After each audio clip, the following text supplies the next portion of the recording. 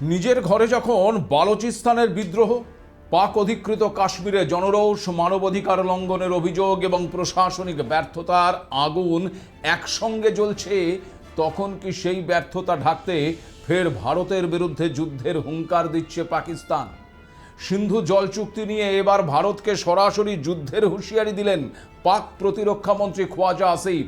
অথচ দেখুন, যে দেশের সরকার নিজের নাগরিকদের কণ্ঠরোধ করতে ব্যস্ত, যেখানে আন্দোলন দমাতে ইন্টারনেট বন্ধ থেকে শুরু করে নানান কঠোর দমননীতি প্রয়োগ করা হচ্ছে, সেই দেশেই আবার ওই সিন্ধু জল চুক্তির নামে ভারতের বিরোধিতা করা হচ্ছে।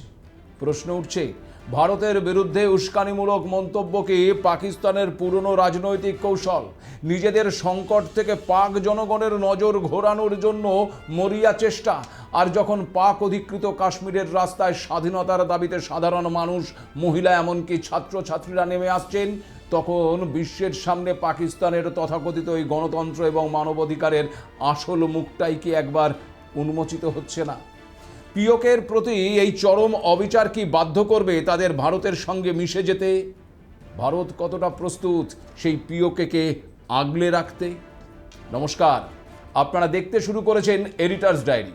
আমি ভাস্কর দত্ত আরও একটি নতুন এপিসোডে আপনাদেরকে স্বাগত জানাই।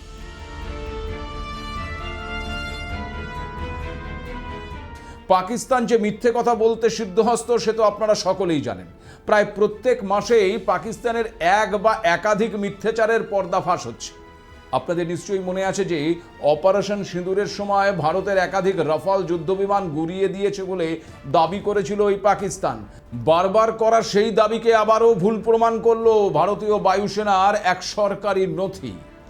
এই নথিতে বর্তমান পরিষেবায় থাকা 36টি রাফালের সবকটির জন্য ব্রিজ সাপোর্ট বা অন্তর্বর্তীকালীন সহায়তার ব্যবস্থার কথা বলা হয়েছে, যা প্রমাণ করে দিচ্ছে একটি রাফালও কিন্তু ধ্বংস করতে পারেনি ওই পাকিস্তান। প্রতিরক্ষা বিশেষজ্ঞদের মতে, যুদ্ধের সময় ভারতের যদি একটি রাফালও ধ্বংস হতো, তবে রক্ষণাবেক্ষণের জন্য জারি করা এই সরকারি নথিতে বিমানের সংখ্যা 36-এর চেয়ে কম হতো। কিন্তু নথিতে 36টি বিমানেরই উল্লেখ থাকায় প্রমাণ হচ্ছে যে ভারতের পুরো রাফাল বহরটাই এখন সম্পূর্ণ অক্ষত এবং সচল অবস্থায় রয়েছে। এর আগেও পাকিস্তান যেসব নির্দিষ্ট টেল নম্বরের রাফাল বিমান ধ্বংস করার দাবি করেছিল, সেগুলোকে পরবর্তীতে ভারতের প্রজাতন্ত্র দিবসের প্যারেড এবং বিভিন্ন সামরিক মহড়ায় প্রকাশ্যে সফলভাবে উঠতে দেখা গেছে। যদিও এখানে আপনাদের একটা বিষয় একটু জানিয়ে রাখি যে অপারেশন সিঁদুর চলাকালীন ভারতের রাফাল যুদ্ধবিমান নিয়ে পাকিস্তানের চেয়েও অনেক বড় মাত্রায় সুপরিকল্পিত ভুয়ো প্রচার চালিয়েছিল ওই চীন। বিশেষজ্ঞরা অবশ্য এর নেপথ্যে বেশ কিছু কারণ খুঁজে পেয়েছেন।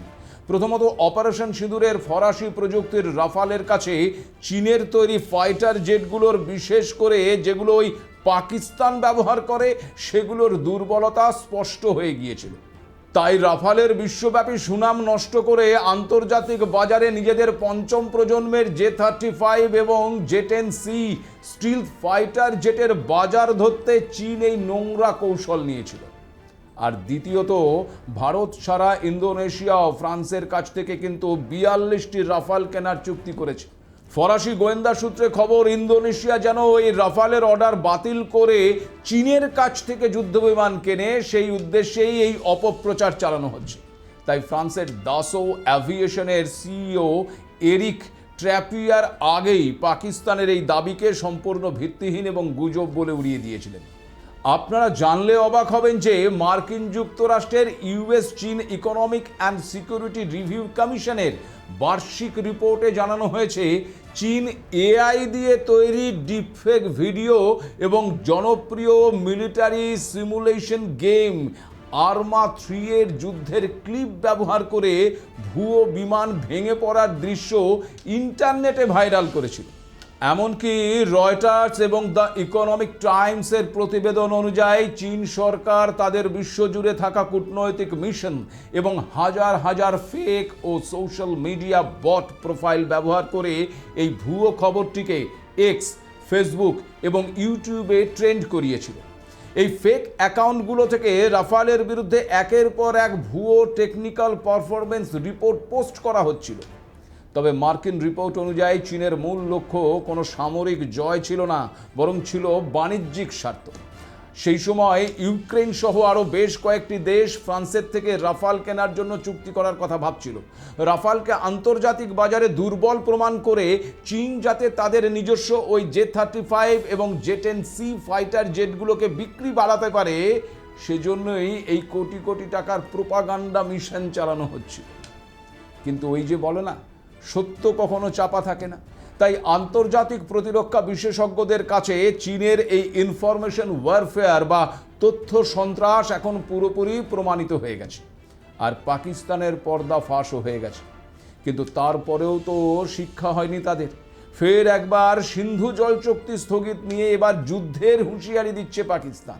গত 21শে জুন পাকিস্তানের প্রতিরক্ষা মন্ত্রী খ্বাজা আসিফ ভারতকে হুঁশিয়ারি দিয়ে বলেছেন, যে মুহূর্তে আমরা অনুভব করব আমাদের জাতীয় নিরাপত্তা বিঘ্নিত হচ্ছে, আমরা ভারতের বিরুদ্ধে অবশ্যই যুদ্ধে যাব। আর জল আমাদের জাতীয় নিরাপত্তারই একটি প্রধান অংশ। একই সঙ্গে তার আরও দাবি, ভারত যদি নদীর স্বাভাবিক গতিপথ পরিবর্তন করতে বা জল আটকে দিতে কোনো ধরনের পরিকাঠামো নির্মাণ শুরু করে, তবে পাকিস্তানি সেনা সরাসরি আক্রমণ চালিয়ে সেই কাঠামো গুঁড়িয়ে দেবে।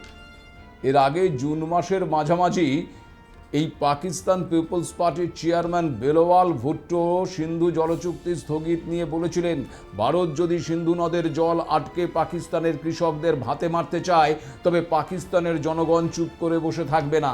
তিনি উস্কানিমূলকভাবেও বলেছিলেন যে সিন্ধুর জল আমাদের জীবনরেখা, তা কেড়ে নেওয়ার চেষ্টা করা হলে আমরা রক্তের শেষ বিন্দু দিয়ে ভারতের আগ্রাসনের জবাব দেব। ভাবুন একবার, যখন ভারতের বিরুদ্ধে নিজেদের পোষা জঙ্গি লেলিয়ে দিয়েছিল পাকিস্তান, তখন তাদের মনে হয়নি এর পরিণতি কি হতে পারে। পেহেলগাঁওতে 26 জন নিরীহ মানুষের প্রাণ যখন নিয়ে নিল পাক জঙ্গিরা, তখন তাদের মনে হয়নি। যেই না ভারত সিন্ধু জল চুক্তি নিয়ে একটা পদক্ষেপ নিয়েছে, অমনি তাদের একেবারে ওই ছেড়ে দেমা কেঁদে বাঁচি অবস্থা। আর পাকিস্তানের এই হুঁশিয়ারিকে কার্যত পাত্তাই দিচ্ছে না ভারত।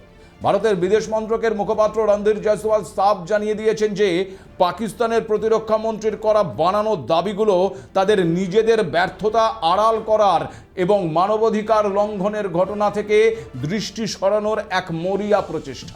ভারত স্পষ্ট জানিয়ে দিয়েছে 2025 সালের পেহেলগাঁও জঙ্গি হামলার পর নেওয়া সিন্ধু জলচুক্তি স্থগিত রাখার সিদ্ধান্তে কোনো বদল হবে না। পাকিস্তান সন্ত্রাসবাদে মদদ দেওয়া বন্ধ না করলে ভারত জলের অধিকার নিয়ে কোনো আলোচনায় বসবে না।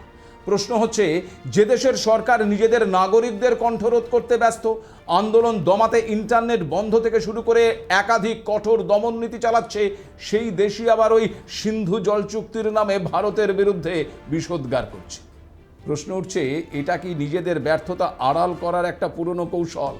আর যখন পাক অধিকৃত কাশ্মীরের রাস্তায় স্বাধীনতার দাবিতে সাধারণ মানুষ নেমে আসছে, তখন পাকিস্তানের তথাকথিত গণতন্ত্রের মুখোশ কি খুলে যাচ্ছে না?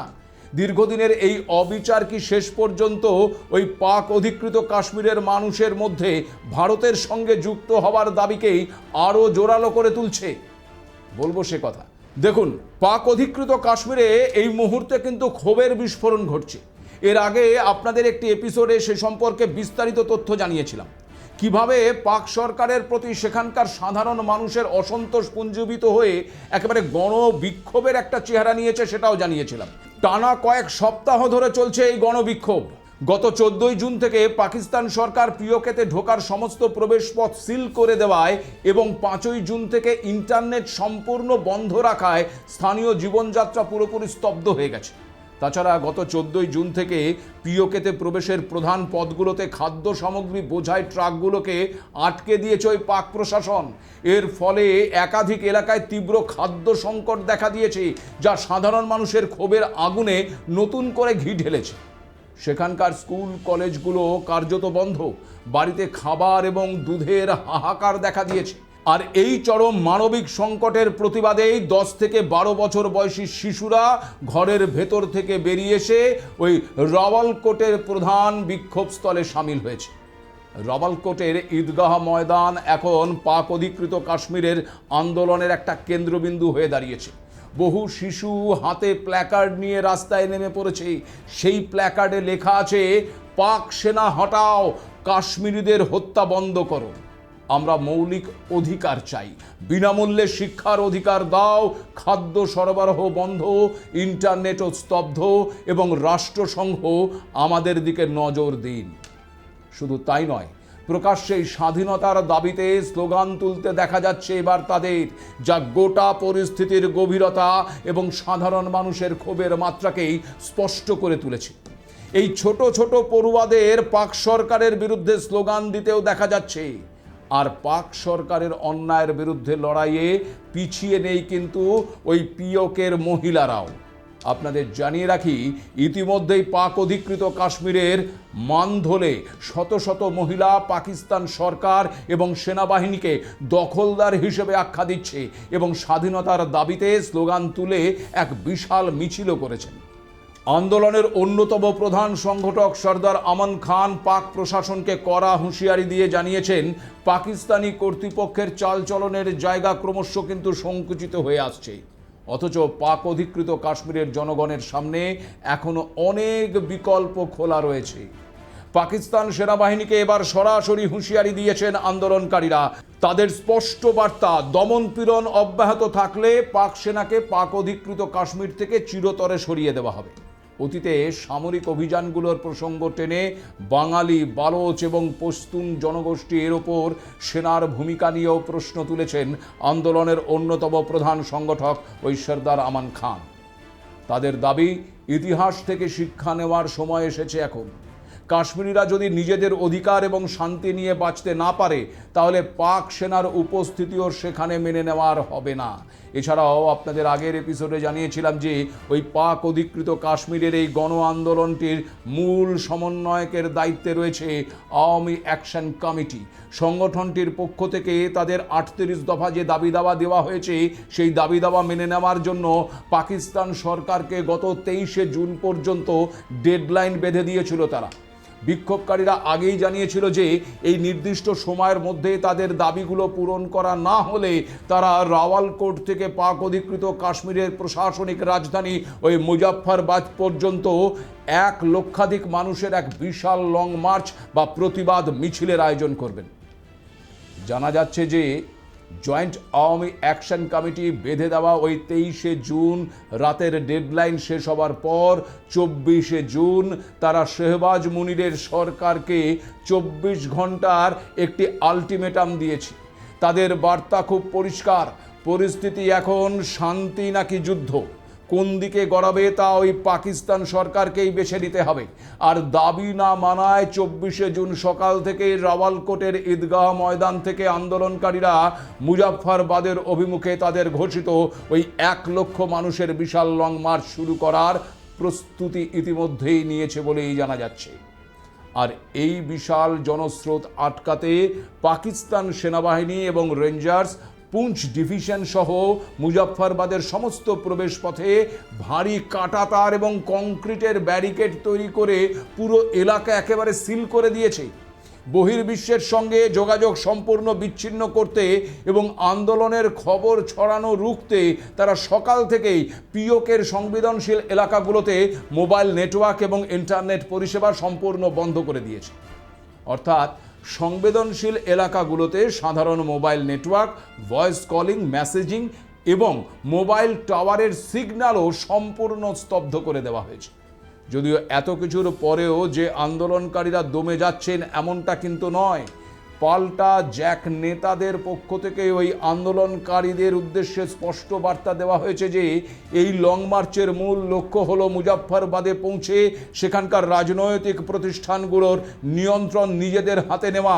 তারা হুঁশিয়ারি দিয়েছেন, মুজাফফরবাদের সরকার এখন থেকে আর পুতুল প্রশাসন থাকবে না, তা নিয়ন্ত্রণ করবে আওয়ামী অ্যাকশন কমিটি। এখানে আপনাদের আরও একটা বিষয় জানিয়ে রাখি যে বিক্ষোভকারীদের সঙ্গে পাকিস্তানি রেঞ্জার্স এবং অন্যান্য নিরাপত্তা বাহিনীর দফায় দফায় রক্তক্ষয়ী সংঘর্ষে এখনও পর্যন্ত মোট 58 জনের মৃত্যু পর্যন্ত হয়েছে। ফলে ক্ষোভের আগুনে যে ঘৃতাহুতি পড়েছে তা বলাই যায়। এই অবস্থায় প্রশ্ন উঠছে যে তাহলে কি এবার ভারতের কাশ্মীরের সঙ্গে মিশে যেতে চলেছে পিওকে? এমন কোনো দাবি কি শোনা যাচ্ছে ওই আন্দোলন থেকে? সত্যি কথা বলতে তেমনটাই কিন্তু হচ্ছে। এটি এখন আর গোপন রাখার কোনো বিষয় নয়। রাওয়ালকোট, মুজাফফরবাদ এবং মিরপুরের মতন প্রধান বিক্ষোভস্থলগুলোতে প্রকাশ্যে ভারতের সপক্ষে মনোভাব তৈরি হচ্ছে। রাওয়ালকোট এবং মিরপুরের বেশ কিছু প্রতিবাদ সমাবেশে ওই বিক্ষোভকারীরা প্রকাশ্যেই ভারতের তেরঙ্গা, জাতীয় পতাকার ছবিসহ পোস্টার লাগিয়েছেন। সেখানে স্পষ্ট লেখা রয়েছে যে তারা পাকিস্তানের শোষণ থেকে মুক্তি পেয়ে ভারতের জম্মু কাশ্মীরের সঙ্গে যুক্ত হতে চান। সোশ্যাল মিডিয়ায় ছড়িয়ে পড়া একাধিক ভিডিওতে ওই পিওকের আন্দোলনকারীদের বলতে শোনা যাচ্ছে, আমরা পাকিস্তানের তৈরি এই কৃত্রিম নরকে আর বাঁচতে চাইছি না, আমাদের জম্মু কাশ্মীরের সঙ্গে অন্তর্ভুক্ত করা হোক। আর তারা ভারতের কাশ্মীরের সঙ্গে অন্তর্ভুক্ত হতে চাইবেন নাই বা কেন বলুন তো?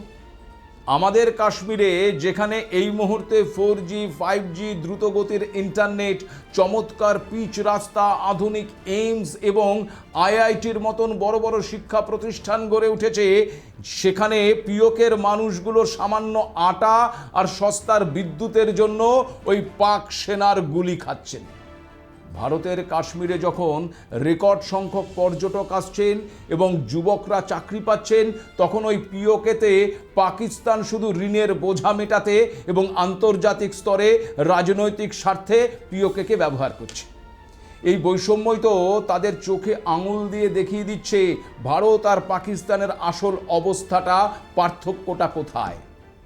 তাছাড়া কেবল ওই পিওকের ভেতরেই নয়, গত কয়েকদিনে লন্ডন এবং মার্কিন যুক্তরাষ্ট্রের পাকিস্তানি দূতাবাসের সামনে যে বিশাল পরিযায়ী কাশ্মীরিদের বিক্ষোভ হয়েছে, সেখানেও পাক সেনা পিওকে খালি করো এবং ভারত আমাদের আসল অংশ বলেও স্লোগান দেওয়া শুরু হয়েছে।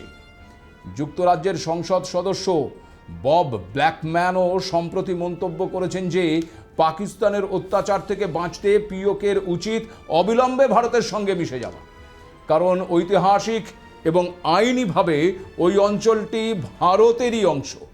আর বিক্ষোভকারীদের মুখে এই ভারতের নাম আর ভারত ভক্তির দাবি শুনে এখন ভয় পাচ্ছে ওই পাকিস্তান, ভয় পাচ্ছেন সেই দেশের প্রতিরক্ষা মন্ত্রী খ্বাজা আসিফ। আর তাই তো আন্দোলনকারীদের নকল কাশ্মীরি এবং ভারতের দালাল বলে অপমান করতে শুরু করেছেন তিনি, যেমনটা বাংলাদেশিদের সোশ্যাল মিডিয়ায় হামেশাই দেখা যায়। যাই হোক, এই প্রসঙ্গে ভারতের বিদেশমন্ত্রী এস জয়শঙ্কর এবং বিদেশ মন্ত্রকের মুখপাত্র রণধীর জয়সওয়ালও কিন্তু পরিষ্কার জানিয়ে দিয়েছেন যে 1947 সালের চুক্তি অনুযায়ী পুরো জম্মু কাশ্মীর এবং লাদাখ ভারতের অবিচ্ছেদ্য অংশ। পিওকের মানুষ যেভাবে ভারতের উন্নয়নের দিকে চেয়ে নিজেদের অধিকার দাবি করছেন, তা পাকিস্তান আর বেশি দিন গায়ের জোরে আটকে রাখতে পারবে না।